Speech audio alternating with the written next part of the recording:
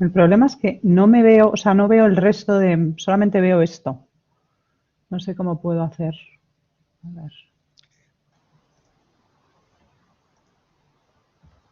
ver. Sí, me temo que es normal, ¿eh? O sea, que si cuando tienes la presentación solo ves la presentación y tienes que luego que dejar de compartirla para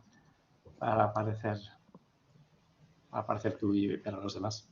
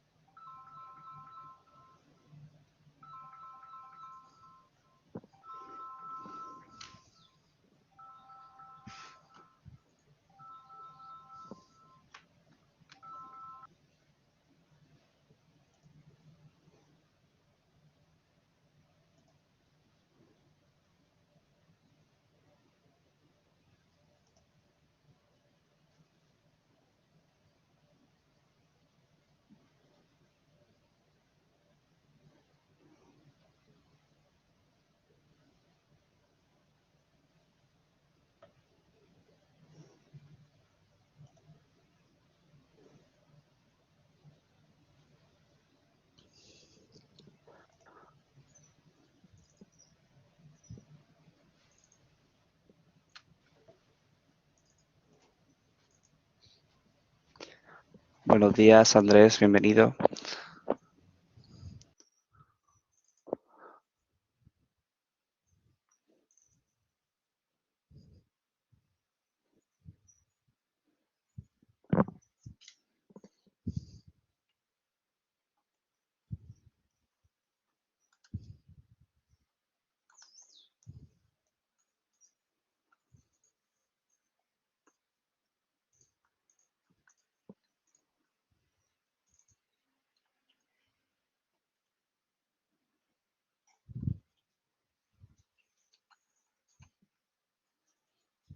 Buenos días a todos, bienvenidos.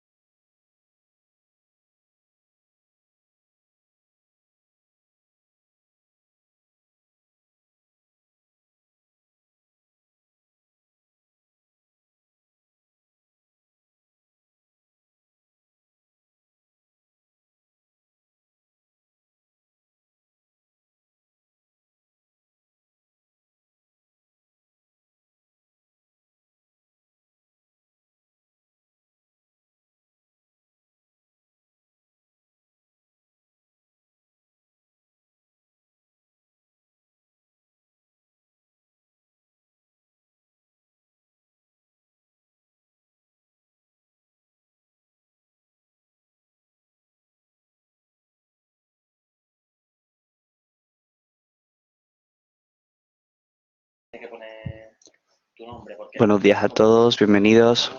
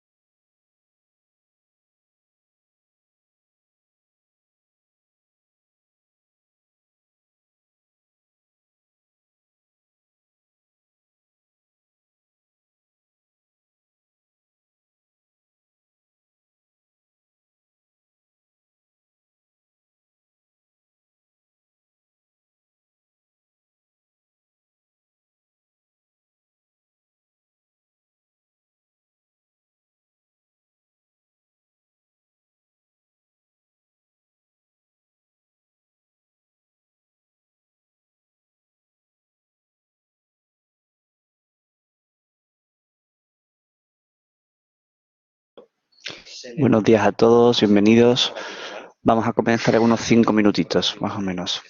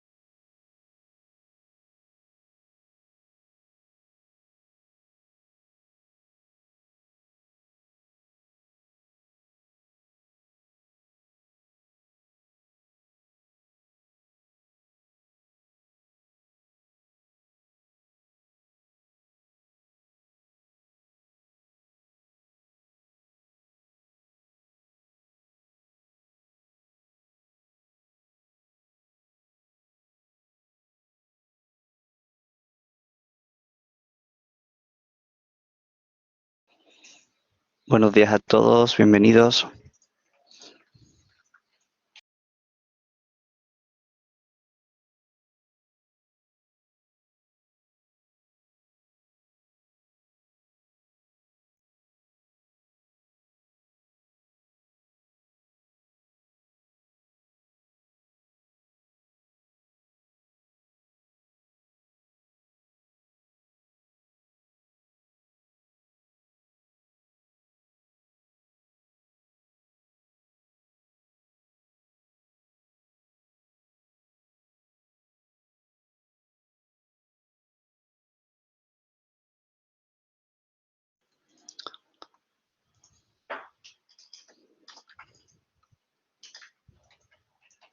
Buenos días a todos, bienvenidos. Si os parece, damos comienzo a la sesión. Macarena, cuando quieras. Sí.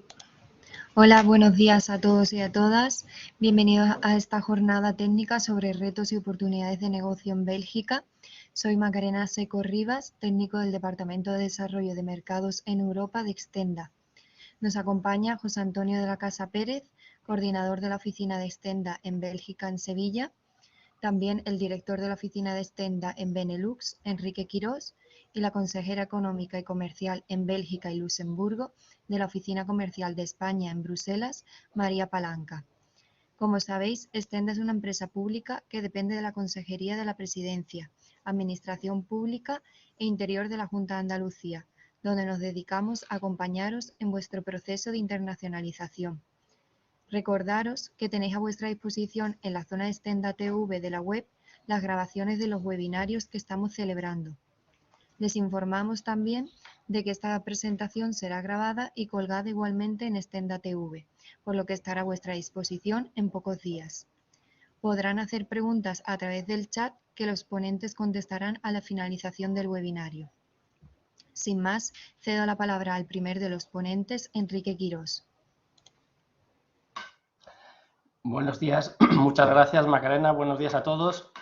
Bueno, yo en realidad no me considero como ponente porque yo lo que voy a hacer es saludar, dar las gracias y dar la palabra a las personas que verdaderamente van a dar la ponencia tan interesante que nos espera hoy.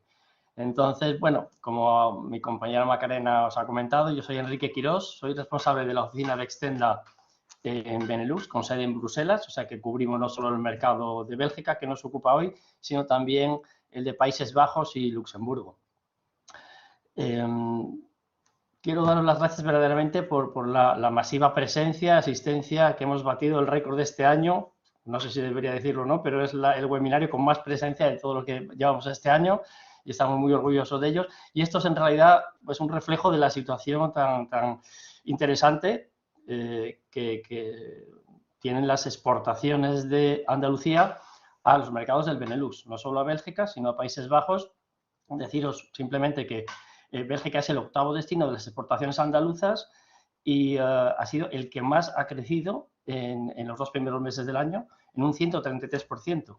Y Países Bajos, que están en quinto lugar, han crecido también en cerca de un 60%.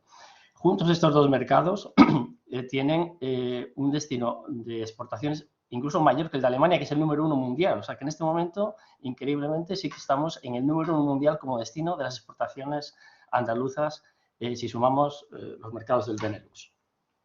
Entonces, bueno, sin más, ya os he agradecido a vosotros vuestra presencia y en especial a la consejera económica y comercial de la embajada aquí en Bruselas, que cubre en Bélgica y Luxemburgo, y darle las gracias por haber aceptado tan entusiasta como ha sido el participar y dar esta ponencia. También va a participar al final de su ponencia Eva Bernedo, que es la jefa de la antena ICES en programas europeos. Al final de la ponencia de la consejera participará también Eva y os explicará lo que hace la antena y bueno, pues cuáles son sus actividades y en qué os pueden ser beneficiosas. Entonces, bueno, sin más, María, muchas gracias de nuevo y te paso la palabra. Adelante. Bueno, pues buenos días a todos desde Bruselas. Soy María Palanca, la consejera económica y comercial de España en Bélgica y Luxemburgo. Para la parte de Holanda tenemos otra oficina comercial, así que cubro un poquito menos de área que Enrique. Y bueno, pues es un placer estar con todos ustedes esta mañana. Y muchas gracias al equipo de Stenda y en particular a Enrique Quirós por su invitación y por la organización del evento. Bueno, voy a comenzar presentando qué es la Oficina Económica y Comercial. La Oficina Económica y Comercial de España en Bélgica y Luxemburgo tiene un doble gorro. En primer lugar, somos, como decía Enrique, una de las consejerías con las que cuenta la Embajada de España en Bélgica y la Embajada de España en Luxemburgo. Y por otro lado, tenemos un gorro más comercial y es que somos una de las 100 oficinas que tiene ICEX desplegadas por el mundo para apoyar la internacionalización de las empresas españolas y para también colaborar en la atracción de inversiones hacia nuestro país. Aparte de ese doble gorro institucional, también aquí tenemos un doble gorro de actividad y es que, por un lado, tenemos una actividad bilateral, ayudamos a las empresas en esa andadura bilateral hacia Bélgica o Luxemburgo, pero también contamos con un gorro multilateral, como luego explicará Eva Bernedo, y es que contamos con una antena de programas europeos que básicamente tiene como función analizar cuáles son las oportunidades de negocio de las empresas españolas en el ámbito de los fondos europeos, ya no tanto en el ámbito de Bélgica y Luxemburgo. Pero bueno, una vez vista esta presentación para que ustedes entiendan desde quién les está hablando, desde dónde les estamos hablando, mi presentación va a ser generalista porque hay empresas, están ustedes conectados de empresas de todo tipo de sectores, así que no me voy a centrar en ningún sector en particular, sino que voy a hacer una presentación de qué es Bélgica como mercado. Voy a ver la situación económica de Bélgica, evidentemente muy influenciada, como ustedes pueden imaginarse, por la guerra de Ucrania. Vamos a ver relativamente rápido cuál es la estructura productiva que hay en Bélgica, cuáles son nuestras relaciones bilaterales entre Bélgica y España y los retos y oportunidades que presenta este mercado. Posteriormente tendrán ustedes un turno de preguntas, así que podremos profundizar en los temas que así lo consideren. Bueno, pues voy a ver si consigo, como me han explicado, no sé ya cómo se hacía, compartir la presentación. Compartir aplicación pantalla, esto es, no sé si se ve, creo que tarda unos segundos. Bien, bueno, pues estamos, ¿no? Bien. Bueno, pues voy a pasar directamente, y ahora lo que no sé es cómo paso yo de una diapositiva a otra. Bien, esto es lo que les explicaba, la Oficina Económica y Comercial. Vamos a empezar directamente con la situación económica de Bélgica. Voy a empezar diciendo una cosa obvia, que es que Bélgica es una importante potencia económica. Se trata del sexto país con mayor renta de la zona euro. El PIB en 2021, como ven ustedes en la pantalla, fue de 507.000 millones de euros, es decir, más o menos un 40% del PIB de España en ese mismo año, que fue de 1,2 billones con B de euros. Tiene una superficie de algo menos de 31.000 kilómetros cuadrados. Esto es una superficie pues, más o menos como Galicia o como Cataluña. Y una población de 11,5 millones de habitantes, es decir, 4 veces menor que la de España. En cuanto a la evolución del PIB, bueno, pues la recesión ligada al coronavirus llevó al PIB real de Bélgica una caída sustancial del 5,7% en 2020, rompiendo brutalmente con una tendencia de crecimiento de los años anteriores. La economía, como ven en la gráfica de abajo a la izquierda, se recupera relativamente rápido y es que el año siguiente ya crece a tasas del 6,2%. Y bueno, ¿qué es lo que va a pasar ahora? Bien, pues después de ese repunte, ¿no? De haber superado la etapa de la pandemia relativamente rápido y haber recuperado relativamente rápido los niveles de consumo, de inversión y de importaciones y exportaciones, evidentemente las previsiones, las últimas previsiones de los principales organismos ya han comenzado a revisar a la baja las previsiones de crecimiento debido a la situación generada a raíz de la guerra de Ucrania. El Banco Nacional de Bélgica revisó a finales de marzo y el Fondo Monetario Internacional lo ha hecho hace unas semanas y lo que se espera es un empeoramiento del consumo privado y esto debido a la disminución de la confianza de los consumidores, pero también a la reducción del poder adquisitivo de los consumidores por la alta inflación que está viviendo el país. Por otro lado, las exportaciones e importaciones, si bien recuperaron sus niveles anteriores a la crisis en el segundo trimestre de 2021, se espera que vayan a ser las exportaciones belgas menos dinámicas debido sobre todo al menor dinamismo de los principales socios comerciales. En cuanto a la inversión, pues el mismo patrón se recupera rápidamente y empieza a superar su nivel anterior a la crisis del coronavirus a principios del año 2021, pero sin embargo se espera que la confianza de los inversores se vea mermada con la situación de Ucrania y además tenemos otro elemento que es el posible incremento de los tipos de interés derivado, entre otros, de la esperable respuesta de gran parte de las autoridades monetarias mundiales ante los repuntes de inflación que se están viviendo en todo el planeta. Este aumento de tipos de interés evidentemente encarece el apalancamiento y pueden redundar en una menor inversión. Con todos estos elementos, el Fondo Monetario Internacional estima, y lo ven ustedes en esa gráfica, que el crecimiento será el crecimiento del PIB será en 2022 del 2,1%, como ven ustedes en la gráfica roja, y del 1,4% en 2023. Esto supone una revisión a la baja de 1 punto entero. Las anteriores previsiones del Fondo Monetario Internacional esperaban que en 2022 creciera la economía belga un 3,1, con lo cual pues, es una reducción bastante sustancial. Y además les diré que este 2,1% es una tasa muy reducida en comparación con lo que van a hacer el resto de las economías avanzadas. Bélgica se espera que sea una de las economías avanzadas que menos crezca en 2022. Este dato, que en prensa ha salido como algo muy negativo, también tiene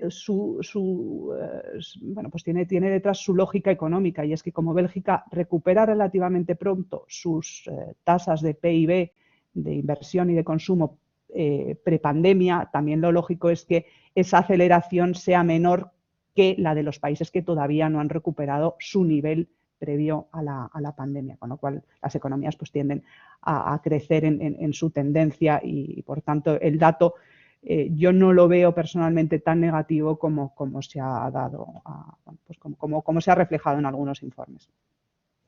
También hablarles un poco del mercado de trabajo. El mercado laboral en belga es en general estable, tiene unas tasas de desempleo muy controladas, eso lo ven ustedes arriba en la gráfica a la derecha. La tasa de desempleo justo antes de la pandemia había llegado a tasas históricamente bajas, del 5,5%.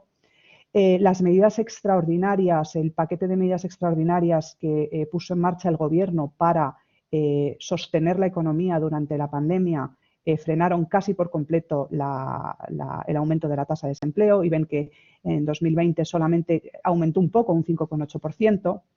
Cuando se retiran esos estímulos en 2021 sí repunta un poco, repunta hasta el 6,3%. Y se espera, 2022 y 2023, lo que ven ahí son previsiones del Banco Nacional de Bélgica, que se quede más o menos estabilizado, es decir, con tasas de desempleo relativamente bajas si comparamos con otras economías. Se trata además de un empleo cualificado. Bélgica tiene un empleo en su gran mayoría, es un empleo cualificado. Hay una gran parte que está dedicada a ciencia y tecnología, además es población que habla diferentes idiomas y por tanto pues, bueno, pues es un empleo de calidad. Por último, decir que el coste laboral medio sí que es altísimo. Bélgica tiene un coste laboral que es el tercero más alto de la Unión Europea, solo por detrás de Dinamarca y de Luxemburgo, para que se hagan ustedes una idea. El coste laboral medio por hora en Bélgica fue de casi 42 euros la hora. Esto le supera solamente Dinamarca con 47 euros la hora y Luxemburgo con 43 euros la hora. Y además se espera que debido a la inflación y a la indexación de la economía, este coste laboral siga aumentando en los próximos años. En cuanto a las cuentas públicas, esa gráfica que tienen ustedes abajo a la derecha, bueno, pues el déficit público, como ven, da un salto de 2019 a 2020, pasa a alcanzan un déficit público del 9% en 2020, que es muy superior a lo que se alcanza en la media de la Unión Europea, que fue del 6,9%. Y esto es debido al funcionamiento de los estabilizadores automáticos y al increíble paquete de medidas que se puso en marcha para aliviar los efectos económicos del coronavirus. Ha ido reduciendo, como ven ustedes, y se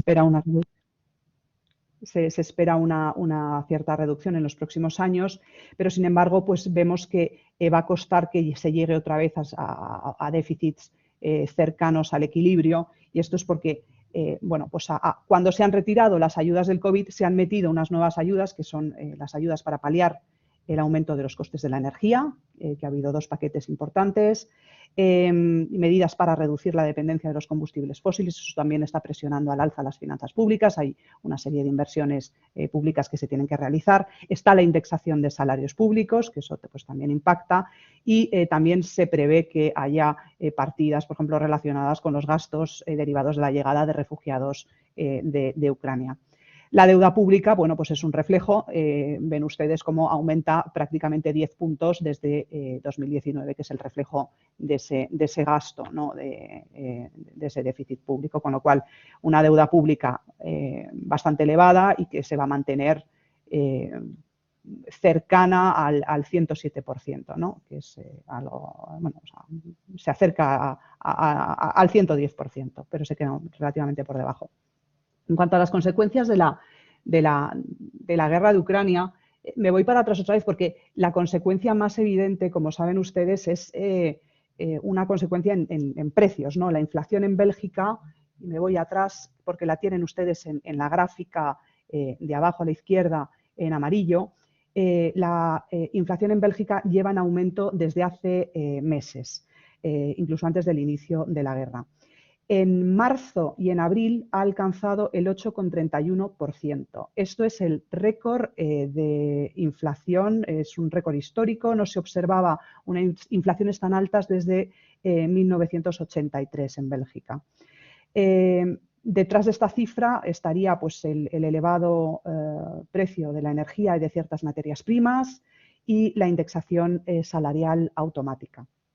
En relación con los precios de la energía, lo que se ha puesto de manifiesto es que Bélgica tiene una mayor sensibilidad a los precios de la energía que los países del entorno. Está siendo mayor la inflación en Bélgica que en países del entorno, como pueda ser Francia o como pueda ser Alemania. Y por otro lado, la indexación de salarios, el riesgo que mete es que haya efectos de segunda ronda, que es cuando hay un aumento de inflación y se aumentan los salarios, el problema es que esa dinámica se retroalimente, que es lo que en economía llamamos los efectos de segunda vuelta. Con todo esto, con todos estos elementos, el Fondo Monetario Internacional espera que la inflación este año alcance un 8%, es una cifra absolutamente, pues que rompe la tendencia de los últimos años de una forma radical. Y lo que sí es verdad es que se espera que sea un fenómeno transitorio y que en 2023 se vuelva a tasas de inflación muy controladas. Esto pues lo veremos, es un escenario, desde luego es optimista, veremos cómo, si no hay ajustes al alza y si realmente nos quedamos con este escenario, pues que sería optimista. En cuanto a las consecuencias de la guerra de Ucrania, pues el impacto en la subida de los precios de la energía lo que ha llevado al gobierno belga a anunciar 2 paquetes de medidas importantes de unos 2.400 millones de euros, es lo que tienen ustedes a la derecha en esa pantalla. Se han puesto en marcha medidas similares a las que han puesto otras economías europeas. Hay una reducción del IVA de los precios energéticos y del gas, que se ha reducido hasta el 6%, se ha dado un bono de 100 euros a todos los hogares para calefacción, se han mejorado las condiciones de la tarifa social de la luz para hogares vulnerables, pues, ampliando la base de esa ayuda y extendiendo la ayuda en el tiempo. Y también ha habido una reducción de las accisas de los impuestos especiales sobre hidrocarburos. En cuanto a las consecuencias en el comercio bilateral entre Bélgica y Rusia y Ucrania, Rusia, hay que destacar que Rusia no es uno de los principales socios comerciales de Bélgica. Como ven a la izquierda, Rusia es el 17º destino de exportaciones de las exportaciones belgas y ocupa el número 12 como proveedor de importaciones hacia Bélgica. Asimismo, las relaciones comerciales ya se habían visto muy afectadas después de la invasión de Crimea, con lo que las repercusiones derivadas de la situación actual a nivel comercial serán reducidas. No obstante, sí que hay algunos sectores en particular que sí que van a sufrir de forma notable las consecuencias de la guerra y de las sanciones a Rusia. Como ustedes se pueden imaginar, dentro de los principales productos, de las principales partidas que Bélgica intercambia con Rusia, está el petróleo y el gas. El gas, cuando se ven las estadísticas belgas, parece que, mirando las estadísticas, que no hay una gran dependencia del gas ruso por parte de Bélgica, porque cuando se ven las estadísticas, el gas a Bélgica llega a través de una serie de gasoductos que vienen, pues son gasoductos que conectan Bélgica con los países limítrofes, pero el origen de ese gas es evidentemente ruso, con lo cual si despojásemos ese origen primario y nos fuésemos al origen real del gas, Bélgica tiene una dependencia, pues como el resto de los países del entorno, de un 60% del gas está llegando de Rusia. Por otro lado, también están los diamantes. Bélgica es un gran importador de diamantes que proceden de Rusia, y esto pues no es baladí porque Amberes es la capital mundial del diamante. Y por otro lado, pues están algunas partidas como fundición, hierro y acero. En cuanto a lo que Bélgica exporta a Rusia, esto no lo tienen ustedes en la diapositiva, pero bueno, decirle que sobre todo Bélgica exporta productos farmacéuticos a Rusia. En cuanto a Ucrania, pues Ucrania tampoco es un importante socio comercial de Bélgica y se sitúa en el puesto número 54 como destino de las exportaciones y en el puesto 48 como proveedor de importaciones. Pero el problema no es tanto los flujos bilaterales como el impacto que va a tener la guerra sobre el comercio internacional y las cadenas de suministro.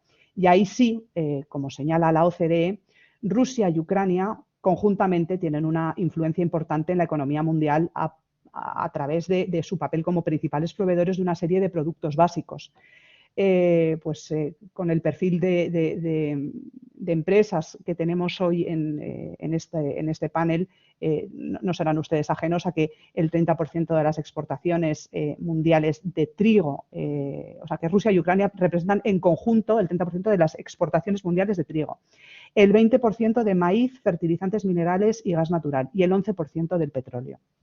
Además, dentro de estas cadenas de suministro de todo el mundo dependen de exportaciones de metales de Rusia y de Ucrania. Por ejemplo, Rusia es un proveedor clave de paladio, que es utilizado en convertidores catalíticos para automóviles, y de níquel, que se utiliza para la producción de acero y la fabricación de baterías. Rusia y Ucrania también son fuentes de gases como el argón y el neón, que se utilizan en la producción de semiconductores, y grandes productores de esponja de titanio, que es utilizada en aviones. Y ambos países también cuentan, por ejemplo, con importantes reservas de uranio. Por tanto, el precio de muchos de estos productos básicos ha aumentado considerablemente desde el inicio de la guerra, y esto está afectando a las cadenas de suministro y, evidentemente, afecta de forma directa y indirecta a Bélgica. Con lo cual, el impacto va mucho más allá de los flujos bilaterales. Bien, pues vista esta situación macroeconómica, les voy a dar unas pinceladas de cómo es la estructura ya económica de Bélgica. Bueno, pues en esta primera diapositiva, si nos centramos en la estructura productiva de Bélgica, vemos que, como en el resto de las economías del entorno, se trata de una economía muy centrada en servicios, alrededor del 70% del PIB son servicios, y donde la agricultura tiene un peso marginal. La industria tiene un peso no desdeñable del 14,2% y bueno, pues ven ahí una estructura pues similar a la de los países avanzados del entorno. Si vemos los principales sectores de la economía, en las dos siguientes diapositivas, donde pueden ver el número de empresas registradas en Bélgica por sector y tamaño y el valor añadido por persona ocupada en función del sector, toda esta presentación se va a repartir con todos los asistentes, con lo cual tampoco me voy a detener, pero por resumir cuáles son los sectores de mayor relevancia en Bélgica, serían el farmacéutico y el químico, transporte, logística y servicios postales. Tiene Bélgica un importante sector ferroviario y además una importancia a nivel europeo en puertos. Tiene usted que considerar que el puerto de Amberes, que recientemente se ha fusionado con el de Brujas, es el segundo puerto más grande de Europa después de Rotterdam. Otros sectores serían la energía, agua y tratamiento de residuos, informática, medios y telecomunicaciones, fabricación de maquinaria y de bienes de equipo y, por supuesto, el agroalimentario. Por último, no tenemos que obviar, además, que Bruselas es sede de las instituciones de la Unión Europea y de la OTAN. Y esto la convierte en una de las ciudades con mayor número de embajadas, de lobbies, de agencias, de think tanks y digamos que la economía de lo que es Bruselas depende absolutamente del emplazamiento de las instituciones europeas y de la OTAN. Esto por el lado de la oferta. Por el lado de la demanda, bueno, pues quizá la gran particularidad a la hora de analizar el mercado belga es su división primero en regiones y después en comunidades lingüísticas, que no necesariamente coinciden. Bélgica se divide en 3 regiones. Está Flandes, al norte, que tiene 6,6 millones de habitantes. Es además la región más próspera, presenta un PIB per cápita, PIB absoluto y PIB per cápita superior al valón. Luego está Bruselas capital, que lo ven ustedes ahí en naranja en ese mapa de Bélgica, geográficamente está dentro, rodeada por Flandes. Y luego tendríamos en el sur la zona de Valonia con 3,6 millones de habitantes de habla francófona. Por otro lado, también existen 3 comunidades lingüísticas y hay en Bélgica hay 3 lenguas cooficiales, el francés, el neerlandés y el alemán, que se habla en esa zona del mapa que tienen al este, en la comunidad germanófona, pintada en azul. También aquí les dejaré, para que ustedes lo puedan consultar, el patrón de consumo. En la esquina inferior izquierda de la diapositiva tienen un gráfico con los datos de gasto por familia.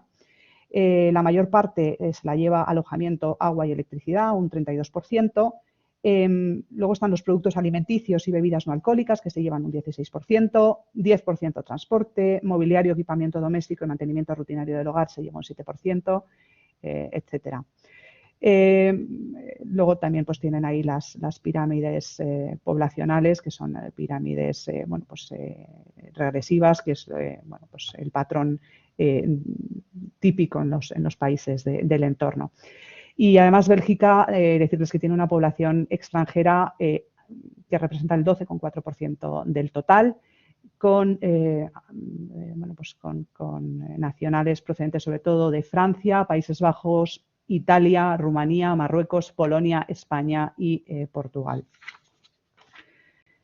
Centrándonos en el comercio, en las relaciones económicas entre España y Bélgica, en la siguiente diapositiva pueden ustedes ver los flujos comerciales bilaterales entre España y Bélgica en los últimos años.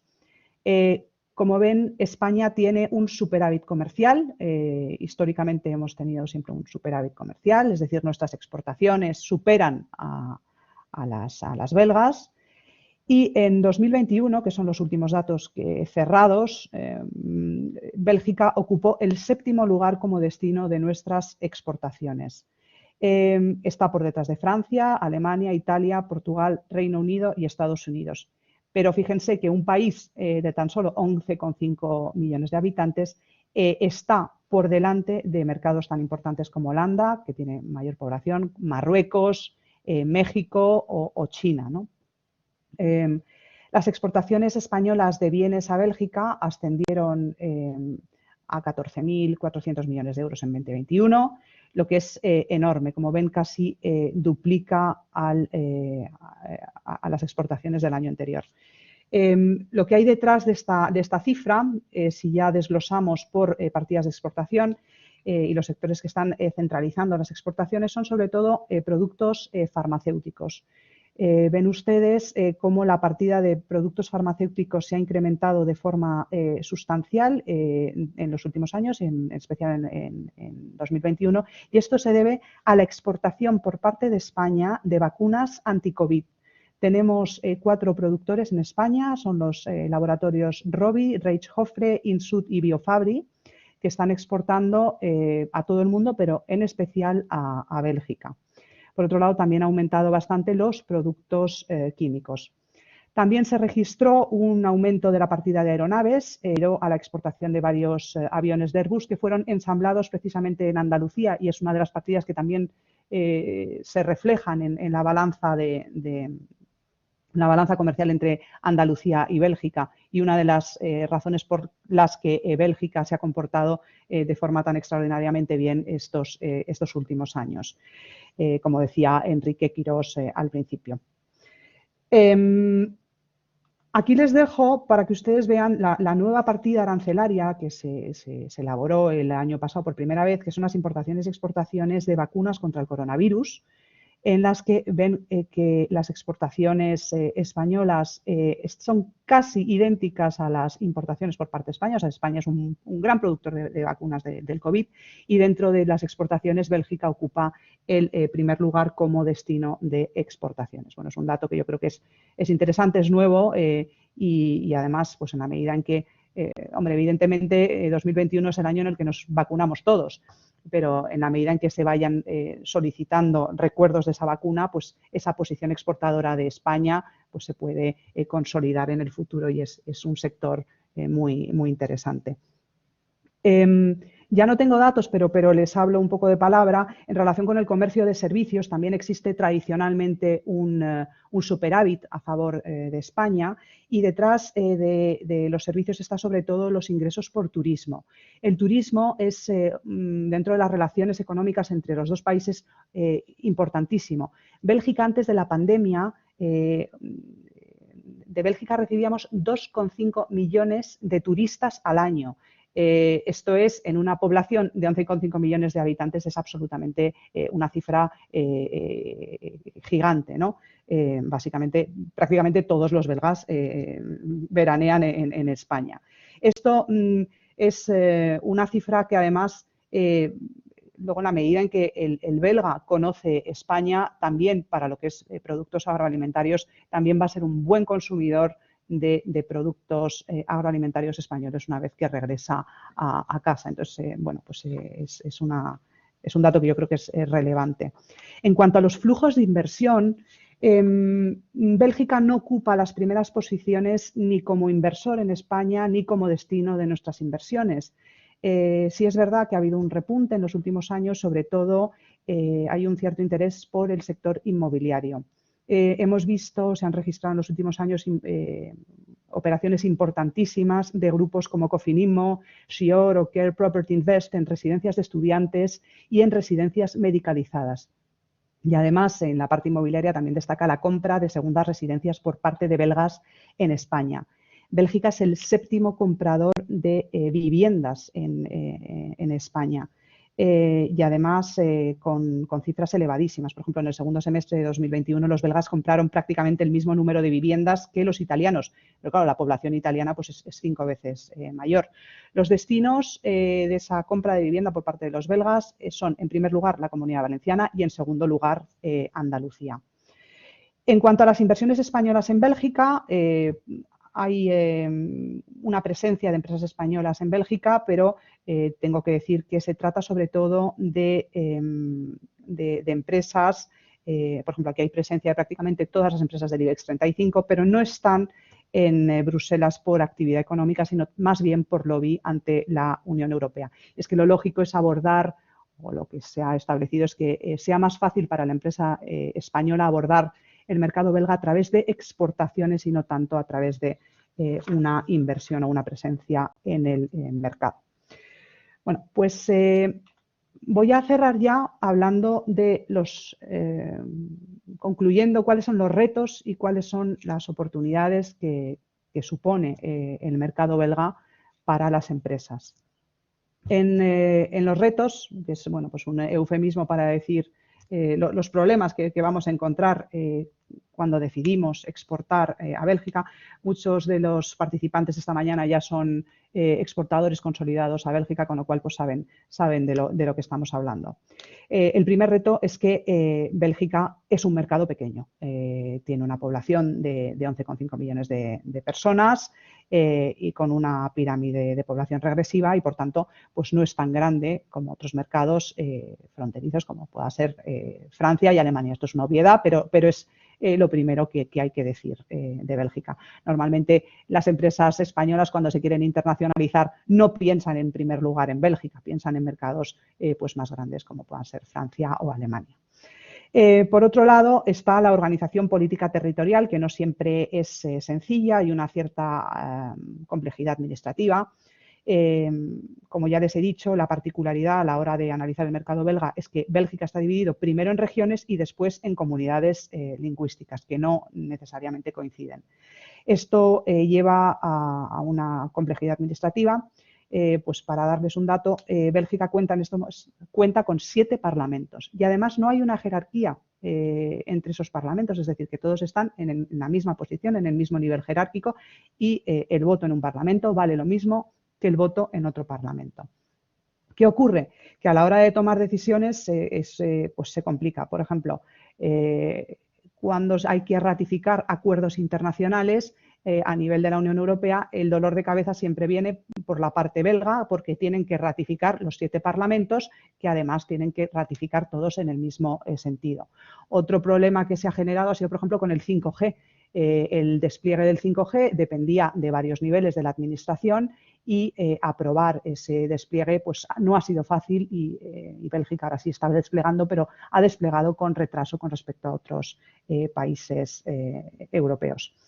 Por otro lado, el segundo reto es que Bélgica es una pequeña torre de Babel, como les decía, se divide en 3 comunidades lingüísticas y hay una comunidad flamenca que se concentra en Flandes y en Bruselas, que es bilingüe, una comunidad francófona, que es Valonia, excepto la parte germanófona y también la parte de Bruselas bilingüe y esa parte germanófona, que es un pequeño territorio al este del país.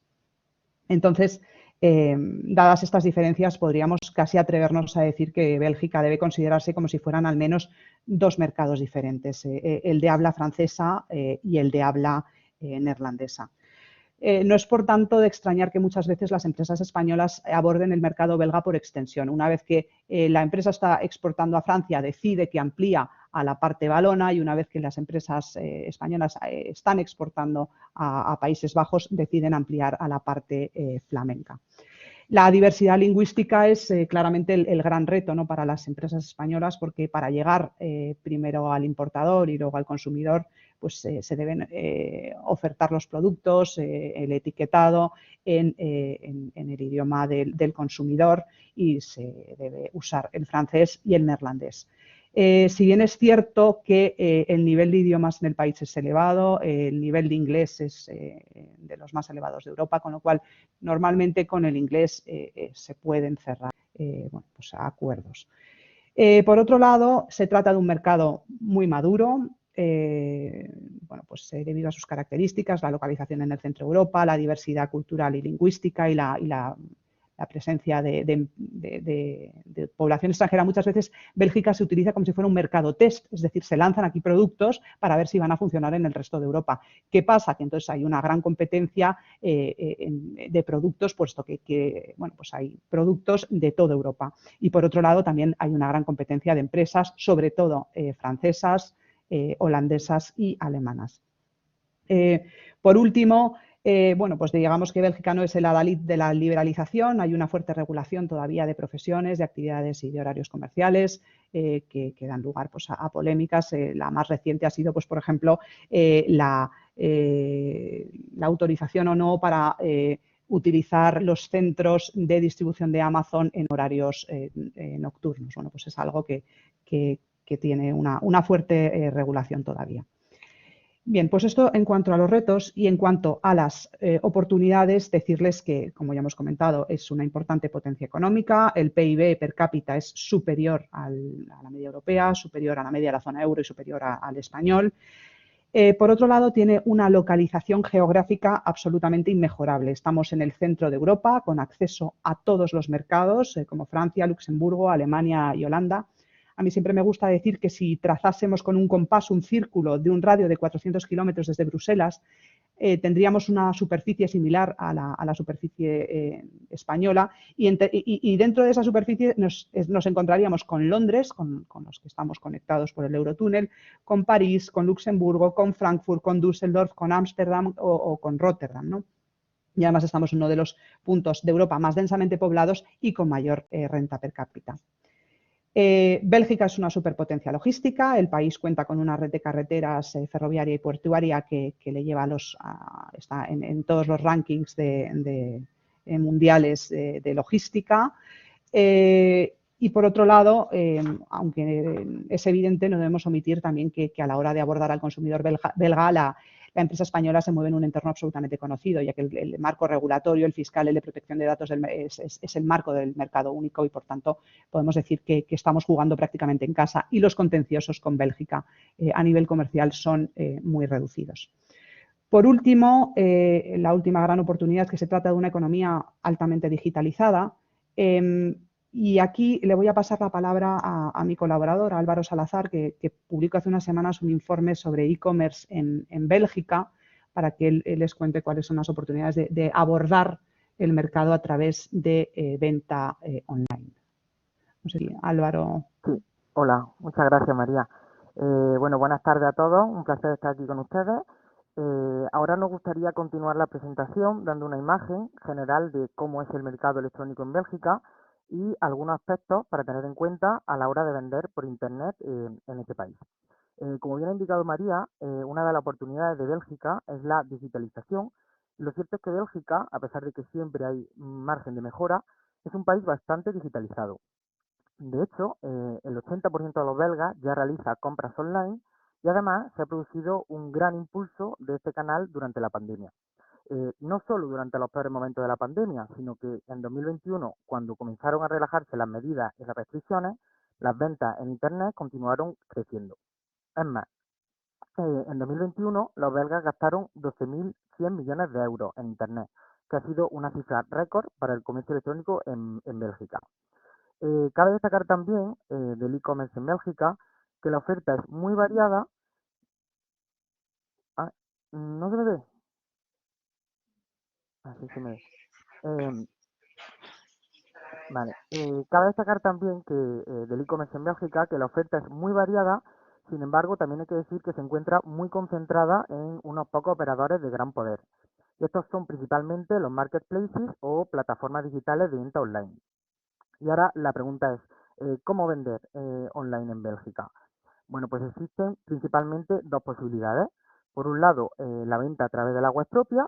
En esta opción deben de tenerse en cuenta dos aspectos fundamentales. En primer lugar, adaptar la web al francés, al neerlandés o a ambos, dependiendo de la región en la que se quiera vender. Y en segundo lugar, incluir en los métodos de pago el Bank Contact. Bank Contact es un método de pago particular de Bélgica y es el más utilizado por los belgas en las compras online. La otra opción sería la venta a través de marketplaces. Al ser Bélgica un país pequeño, la mayoría de ellos son de grandes países vecinos como Francia, Países Bajos y Alemania. A continuación os presento los marketplaces más importantes. En primer lugar, bol.com es un marketplace generalista de Países Bajos y es líder en ventas en Bélgica. Amazon Francia, por supuesto, tiene gran importancia también en el mercado belga. Otro mercado importante es Coolblue, que es también de Países Bajos, pero en este caso está especializado en tecnología. Y por último, Zalando, que destaca sobre todo, como ya imagino que sabréis, en el sector de la moda. También existen, por otro lado, marketplaces especializados en el sector agroalimentario. Es el caso de Lot Wines, que está especializado en vinos. Y para todos los productos agroalimentarios en general, el líder indiscutible en ventas online en Bélgica es Colruyt. Colruyt es uno de los supermercados más importantes del país y en cuanto a volumen de ventas en Internet es mucho mayor que el resto de supermercados del país. También existe el portal de Foods and Wines from Spain, de ISEX, que es un portal dentro de Amazon, en este caso sería Amazon Francia, en el que ISEX no cobra nada por mostrar los productos, simplemente habría que pagar la tarifa que Amazon aplica a cualquier vendedor. Y bueno, espero que haya sido de utilidad este breve resumen. Para conocer más detalles sobre la venta online en Bélgica, les animamos a consultar el estudio de mercado de e-commerce en Bélgica 2021, que publicamos hace apenas 2 meses aquí en la oficina. Os lo dejo aquí en un QR. Y también me gustaría comentarles que desde ISEX tenemos un programa llamado eMarket Services, en el que acompañamos y apoyamos a las empresas a iniciarse en la venta a través de Internet en una gran variedad de mercados electrónicos por todo el mundo. En primer lugar, lo que se suele ofrecer a las empresas es una herramienta de autodiagnóstico para saber si la empresa se encuentra preparada para vender por Internet y para que conozcan sus debilidades y fortalezas. Y luego, a partir de esos resultados, se presentan mercados digitales que podrían ser interesantes. Por último, también comentarles que disponemos de un directorio de marketplaces internacionales donde se puede encontrar todo tipo de información sobre esto y también se ofrece a las empresas formación y webinarios sobre el comercio electrónico. Y bueno, eso es todo. Cualquier duda que tengan, pues pueden contactarnos y les daremos toda la información que necesiten. Muy bien. Y yo creo que ahora yo voy a dejar de compartir y va a hablar Eva Berneo, como les habíamos dicho al principio, para explicarles un poco lo que es la antena europea. A ver si yo soy capaz de saber cómo se... aquí, dejar de compartir. Ya está.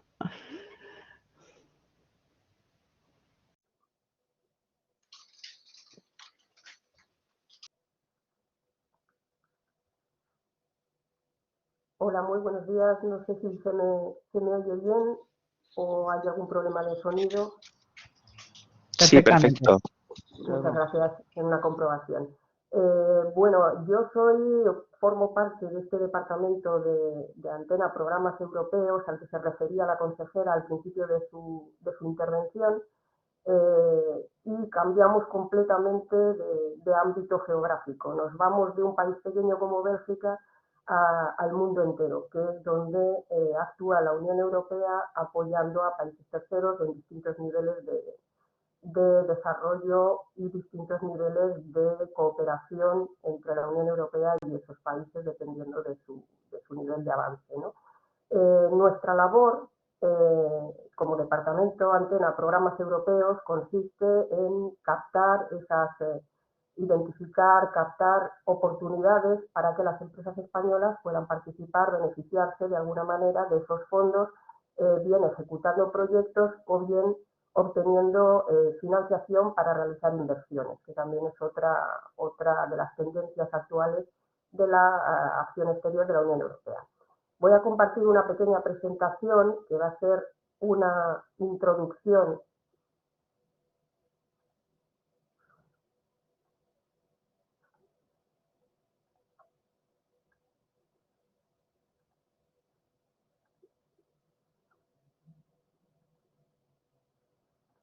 No sé si se ve ya o porque suele tener un poco de retraso compartir pantalla. Sí, ya se ve, Eva. Muchas gracias. Ya está en pantalla. Perfecto. Muchas gracias.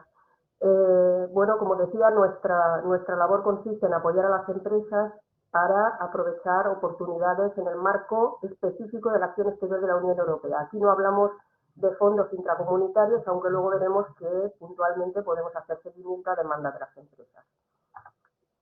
¿Qué es la acción exterior de la Unión Europea? Pues la acción exterior de la Unión Europea, dicho de una manera muy básica, es entre el 9 y el 10% del presupuesto de la Unión Europea para el periodo 21-27.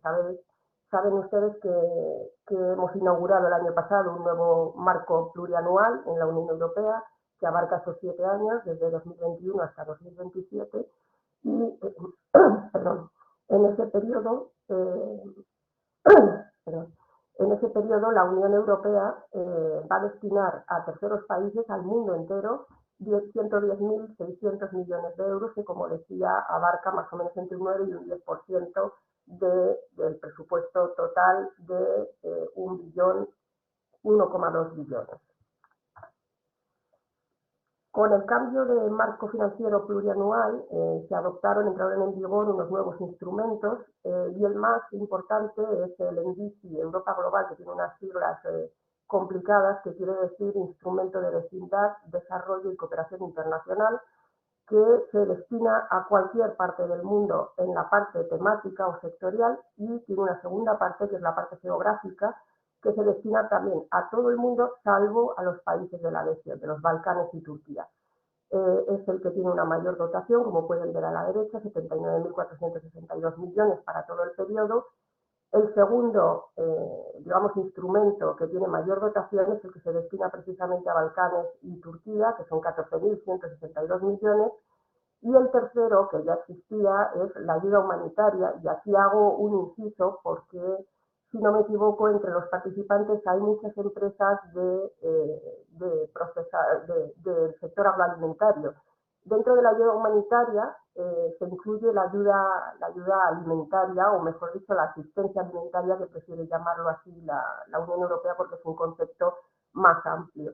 Esta asistencia alimentaria ha ido cambiando en el concepto y en las tendencias, pasando hace unos años a adquirir la Comisión con bastante frecuencia productos como cereales, aceites, arroz, lácteos, a un concepto más de consumo local, siempre que haya disponibilidad de alimentos en el país o la región afectada por una crisis o un conflicto, como es el caso ahora, por ejemplo, con la invasión de Ucrania, prefiere dar a la población cash, bonos en metal o dinero metálico o bonos para la adquisición de alimentos in situ.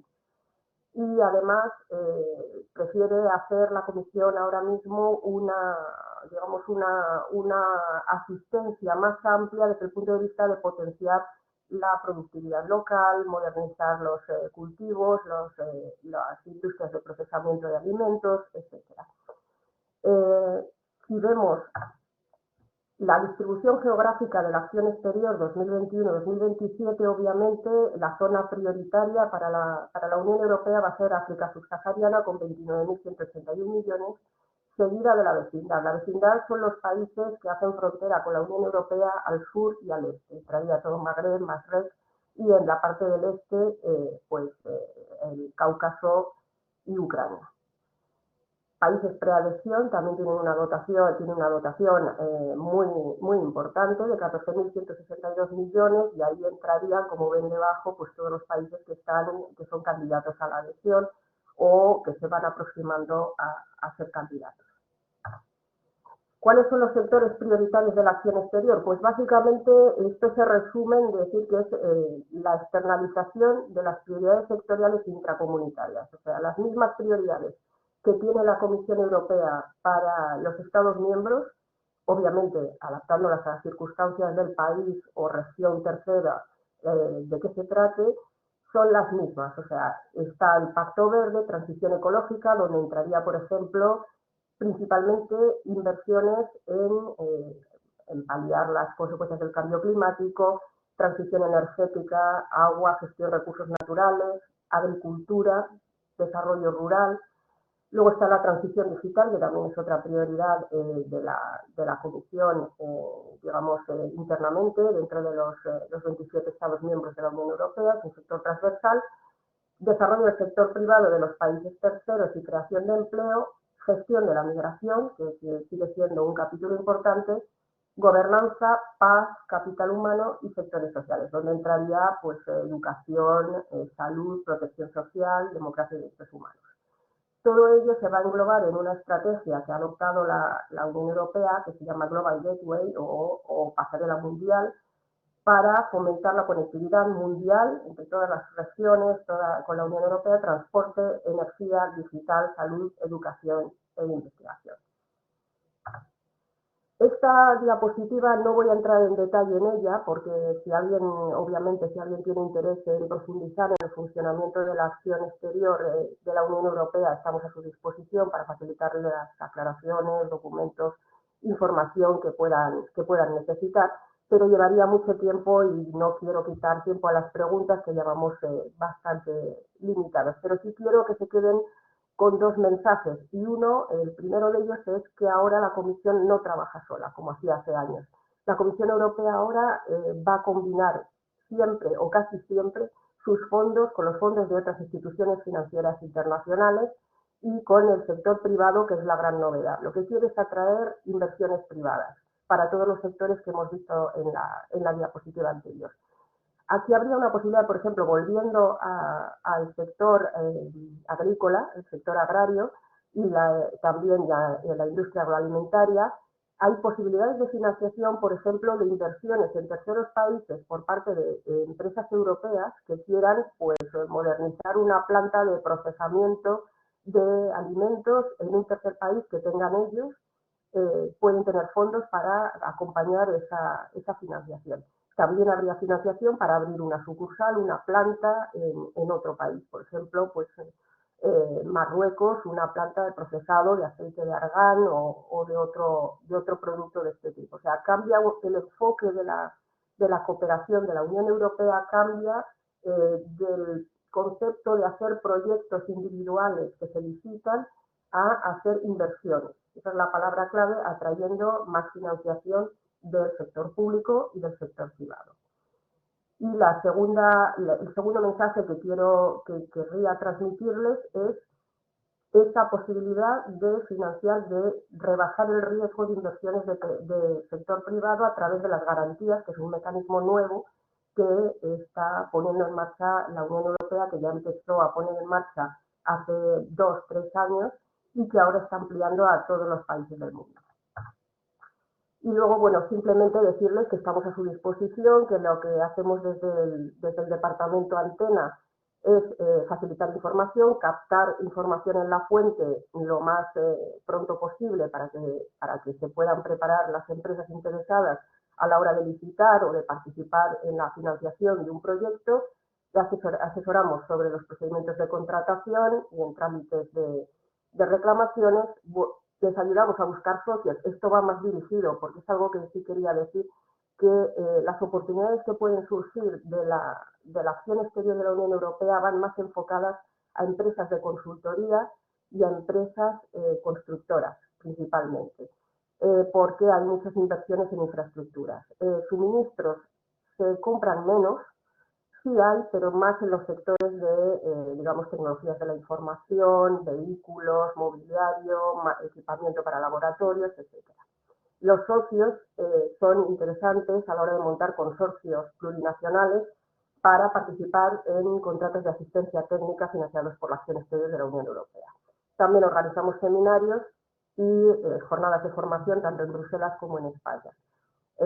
Adicionalmente podemos, como decía antes, hacer un seguimiento puntual, si alguien lo necesita, de programas intracomunitarios que se gestionen desde Bruselas. Por último, les dejo una diapositiva que tiene fuentes de información, si quieren profundizar sobre el funcionamiento de la acción exterior de la Unión Europea, qué direcciones generales de la Comisión Europea se ocupan de este área del presupuesto de la Unión Europea, donde pueden encontrar las licitaciones y las convocatorias de propuestas. Estas son las fuentes, digamos, de la Unión Europea, y en el caso de las fuentes de ICEX, tenemos el portal o la base de datos del portal ICEX Oportunidades de Negocio, el portal de noticias multilaterales, la cuenta de Twitter ICEX Multi y el boletín multilateral. Quiero hacer un inciso antes de terminar, porque creo que hay algunas empresas de idiomas, de enseñanza de idiomas, y como ejemplo hemos hecho una búsqueda en el diario oficial de qué se había visitado recientemente en idiomas, y hay una interesante, no porque pueden hacer búsquedas. En este caso no estamos hablando de acción exterior, hablamos de licitaciones que sean de las instituciones, lanzadas por las instituciones, principalmente la Comisión y sus agencias ejecutivas. Y hay una en España, para la oficina de la UE de propiedad intelectual, que ha sido adjudicada muy recientemente con 1.017.170.000 euros. Simplemente porque vean que existen posibilidades también en este sector específico. Y por mi parte, nada más. Si hay alguna pregunta, por supuesto, estoy a su disposición. Muchas gracias. Muchas gracias, Eva. Gracias, María. Gracias, Álvaro. Ha sido una ponencia muy interesante. Y ahora abrimos el turno de preguntas. Podéis o bien escribir por el chat o levantar la mano y se os habilitaría el micrófono para poder realizar la pregunta.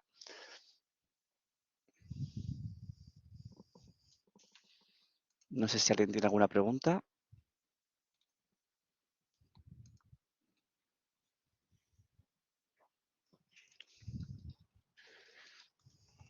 Hola.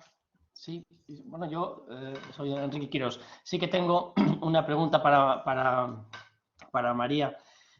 Antes de nada, daros las gracias a los tres por la muy interesante ponencia. Quería preguntarle a María, viendo sobre todo que muchas de las empresas asistentes por parte andaluza pues son del sector agroalimentario, ¿qué consejo le daría a ella a empresas, pequeñas empresas del sector agroalimentario para introducirse en el mercado belga? Muchas gracias. Bueno, pues gracias, Enrique. Bueno, pues lo primero es lo más... ya he comentado que se trata de un país que tiene una potencia económica importante, tienen un PIB per cápita importante, pero que es un país pequeño, con lo cual es un país donde hay una gran competencia. En el sector agroalimentario, la gran competencia, y seguro que no es ninguna sorpresa para ninguno de los asistentes de hoy, es la competencia de los productos italianos, ¿no? Los productos italianos se mueven muy bien prácticamente todo el mundo porque además son de una gran sencillez, ¿no? Yo siempre digo que si tengo 5 niños en casa lo que pongo son macarrones con tomate y que ya para poner morcilla pues es un poquito más complicado, con lo cual es una fórmula agroalimentaria relativamente sencilla y que cuadra muy bien fuera de sus fronteras, ¿no? Pero yo creo que hay como puntos positivos que el belga conoce España, como decía, los flujos de turismo son importantes, por tanto, el belga para lo que es productos agroalimentarios aprende a valorar el producto agroalimentario español y eso es, eso es una ventaja con la que contamos. A los belgas les gustan los productos agroalimentarios españoles. Puesto que es un mercado pequeño, lo primero que hay que hacer es venir aquí con una agenda bien hecha. Muchas veces el error que encontramos en empresas españolas a la hora de exportar es que mandan mails a diestro y siniestro y yo creo que es mejor hacer algo acotado para las agendas. Estoy segura que Extenda organiza agendas, nosotros también organizamos agendas, pero empezar con algo ordenado, saber a quién se está dirigiendo la empresa para no quemar los contactos. Esto es algo pues que es evidente, pero que es de base. No todo el mundo se va a dirigir a los grandes supermercados, habrá productos de nicho, habrá empresas que puedan producir con marca propia, que puedan producir con marca ajena, etcétera. Entonces, empezar viendo bien qué hay en el mercado. En segundo lugar, aquí hay una gran preocupación por el medio ambiente y por la sostenibilidad. Estos que son factores que en España están llegando, pero no tanto. En el norte de Europa, el patrón de consumo realmente lo está marcando la preocupación por la sostenibilidad, por el medio ambiente, por productos ecológicos, por productos sostenibles y nosotros, las empresas a las que estamos ayudando, realmente cuando vienen con un producto ecológico, el éxito está prácticamente garantizado. Entonces, hay que saber dentro del marketing de esa empresa cómo valorar o dar visibilidad a esa parte. Es un país muy abierto, conocen el producto español, con lo cual no hace falta explicarles todo desde el principio, aunque sí valorarlas. Luego,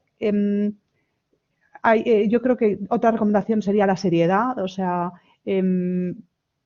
son diferentes. Quizá el flamenco es más serio, más seco que el valón y le gusta ir directamente sabe cerrar negocios y no suele ser un mercado en el que haya que enredar demasiado a la hora de cerrar acuerdos.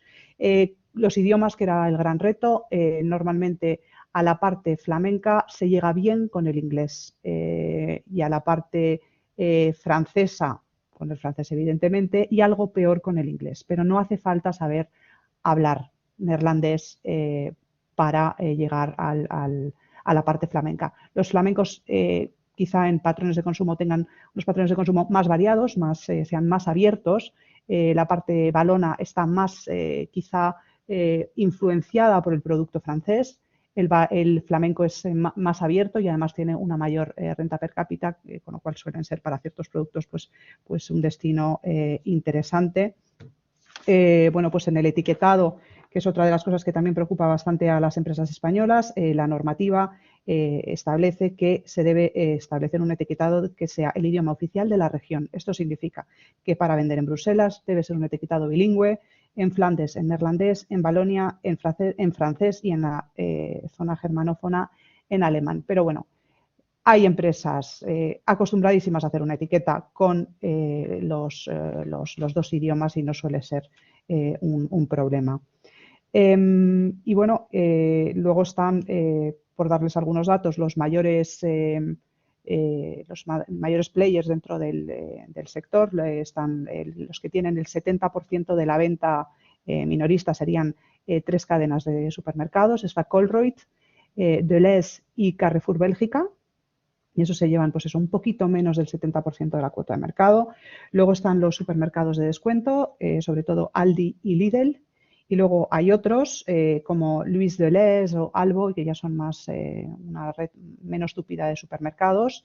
Y luego, bueno, pues hay un 5% incluyendo New York Food, pero bueno, esos son los grandes players.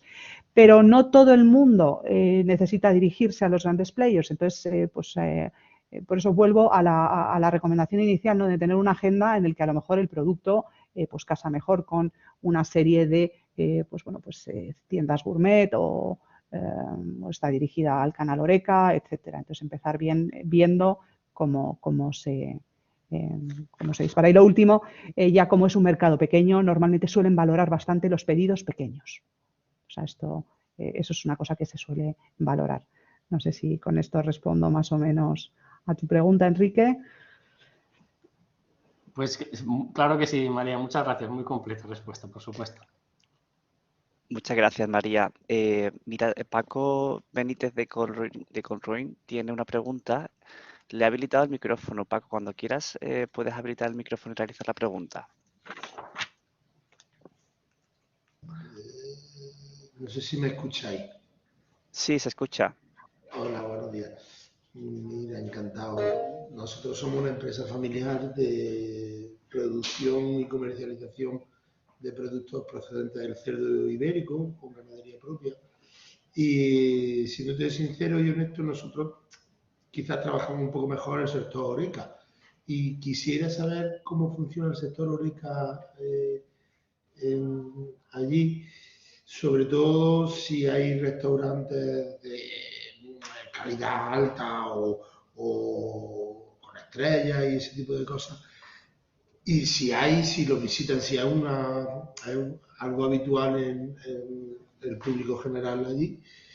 Y bueno, que me explicara un poquito eso, si ya tienen cocina internacional o es la cocina típica belga la que más se suele trabajar, supongo que no, pero un poco que nos contara.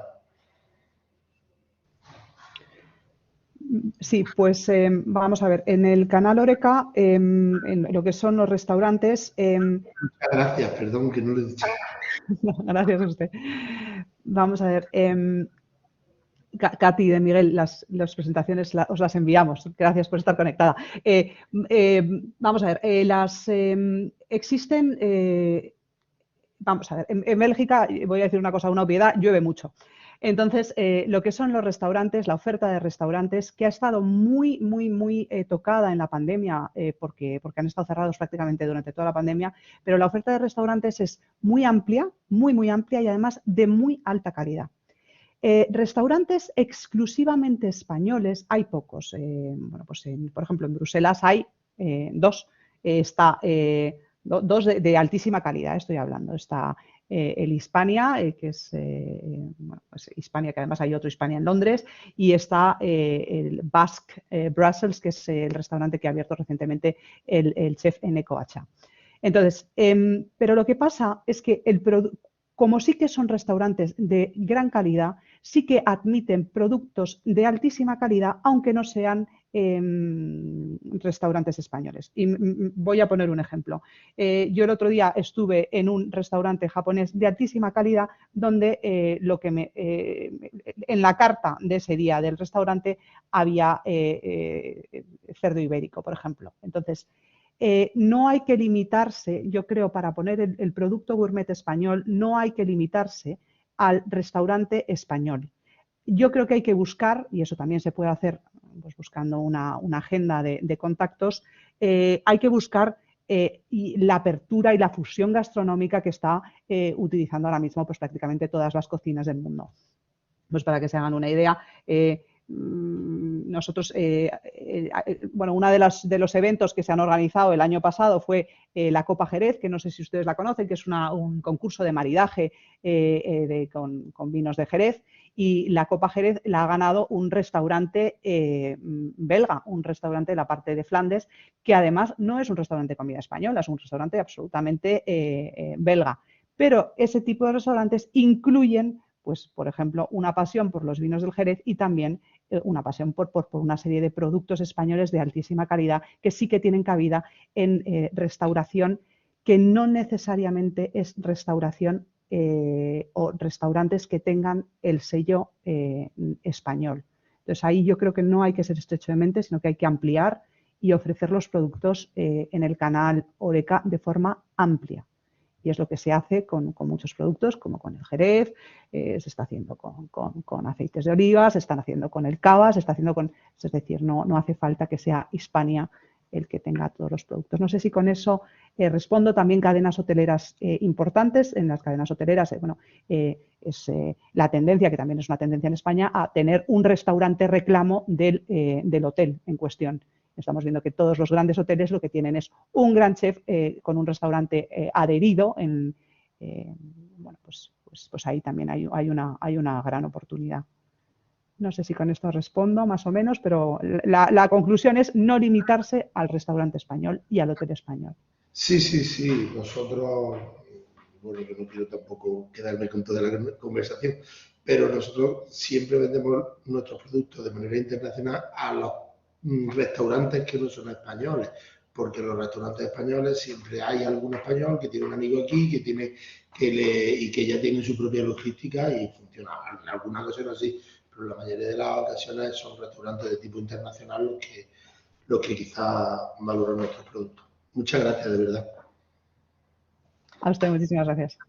Muchas gracias, María, y muchas gracias por la pregunta.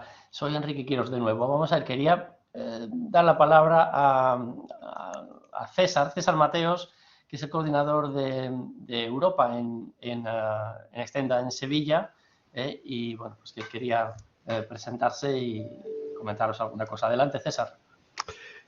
Muchas gracias a todas las empresas por estar, pero sobre todo a la consejería, ¿no? María, encantado de saludarte. Muchas gracias, encantada de saludarte, yo también. Esa colaboración, muchísimas gracias también por la colaboración de Álvaro y Eva, que estarán también por aquí, y a todo el equipo de Extenda. Un abrazo muy fuerte también para nuestro Enrique Quirós, director y socio de Extenda en Benelux. Yo quería hacer una pregunta, porque algo que preocupa a las empresas andaluzas son los fraudes y los intentos de estafa que existen en todo el mercado. ¿Existen pautas que puedan ayudar a estas empresas a identificarlas? ¿Tenéis alguna recomendación? ¿Y qué puede hacer la consejería por las empresas españolas y andaluzas en particular? Muchas gracias. Pues sí, efectivamente, en los últimos años estamos viendo un fenómeno que se repite, que es hay una suplantación de una identidad de una empresa y que empiezan a hacer pedidos absolutamente enormes a empresas españolas. Tengo que decir lo primero, que las empresas españolas, gracias a que son inteligentísimas, se suelen dar cuenta y rápidamente, cuando algo no les cuadra, levantan el teléfono. Entonces, esa sería la primera recomendación. Cuando alguien tiene un pedido que es desorbitado o que sale de lo normal con un importador nuevo, o cuando hay algo que nos haga sospechar, ahí es cuando hay que levantar el teléfono y no más tarde, ¿no? Y entonces aquí tenemos lo que yo llamo el departamento CNI, que es que nos ponemos a mirar cosas muy evidentes que yo creo que se pueden ver en todos los casos, que es, por ejemplo, las extensiones del mail sí coinciden con las que están registradas en las bases de datos oficiales de esa empresa. Bueno, pues si coinciden, por ejemplo, suelen tener unas direcciones en las que gracias pues, a Google Maps se puede ver perfectamente si efectivamente se trata de una empresa o si se trata de un edificio particular. Bueno, tenemos una serie de cosas que hemos ido aprendiendo porque lamentablemente nos han llegado diferentes bueno, pues suplantaciones de identidad con pedidos a España extraños, ¿no? Yo creo que de empresas andaluzas yo creo que sí que nos llegó un caso de una joyería donde tampoco cuadraba, había cosas que no cuadraban, que no son pautas de mercado normales, ¿no? En la joyería pues sabe cómo funciona lo normal cuando se empieza a importar o a exportar. Y bueno, entonces en cuanto a algo no nos cuadra, levantar el teléfono. Desde aquí también pues tenemos la interlocución con las empresas reales, ¿no? Eso es también lo que podemos ofrecer.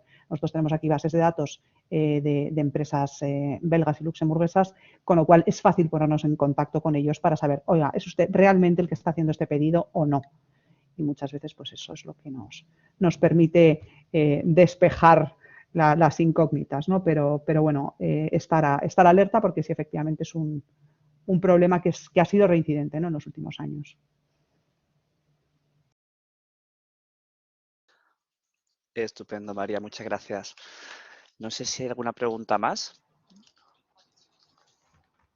Bueno, si me permitís, de nuevo, Enrique Quirós, yo tengo una pregunta para Eva, y es un poco del estilo que le he hecho a María, pero para ti, Eva. El mundo, digamos, queremos daros mucho trabajo, o sea, queremos que las empresas andaluzas os bombardeen a trabajo, ¿no? Entonces, yo quería preguntarte, ¿qué perfil de empresa se requiere, digamos, para poder participar en las licitaciones, digamos, que controláis vosotros? ¿Y qué le aconsejarías? ¿Qué les aconsejarías a esas empresas andaluzas que se quieren meter en este mundo tan distinto? Muchas gracias. Gracias a ti por la pregunta. Bueno, primero habría que ver qué tipo de empresa estamos hablando. Como decía antes, si hablamos de consultoras y quiere presentarse una empresa de asistencia técnica de servicios a una licitación convocada por la Comisión Europea o por un país tercero receptor de fondos de acción exterior de la UE o por un organismo que gestiona fondos UE en su nombre, lo primero es buscar socios. Es prioritario el tener buenos socios porque las licitaciones normalmente tienen unos requisitos bastante exigentes en cuestión de cifra de negocios, experiencia en los últimos 3 años,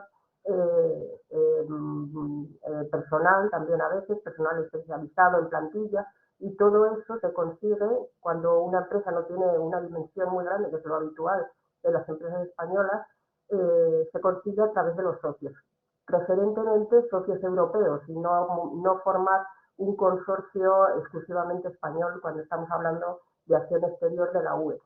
Si hablamos de una empresa constructora, pues en ese caso no es necesario un consorcio, puede ser necesario una UTE con una local para ejecutar la obra, etcétera, pero en ese caso la licitación generalmente no la va a convocar la Comisión Europea. Es lo que decía antes, que cada vez trabaja más con instituciones financieras, con terceros, que son los que van a poner la mayor parte de la financiación en un proyecto determinado, en una obra determinada, en una inversión determinada. Entonces tendrá que seguir la licitación a través de esos terceros, entre comillas, que puede ser el Banco Europeo de Inversiones, que puede ser el Banco Europeo de Reconstrucción y Desarrollo, o muchas veces el local, el país. Y ahí tiene distintas fuentes de información que tiene que ir siguiendo la empresa como posibles fuentes de licitación. No sé si con esto era una primera, digamos, una primera panorámica de qué hacer para participar. Ya cuando ya se han identificado las oportunidades en las que se quiere participar. Sí, muchas gracias, Eva.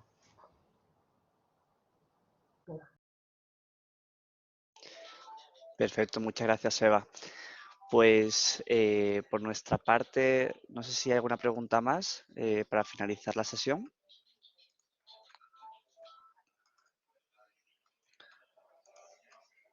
Perfecto, pues dar nuevamente las gracias a María, a Eva, a Álvaro. Ha sido muy interesante la presentación y comentar a los participantes que vamos a enviar un enlace con la grabación del seminario para que puedan tenerlo y visualizarlo, y también enviaremos las presentaciones que se han puesto aquí en la jornada.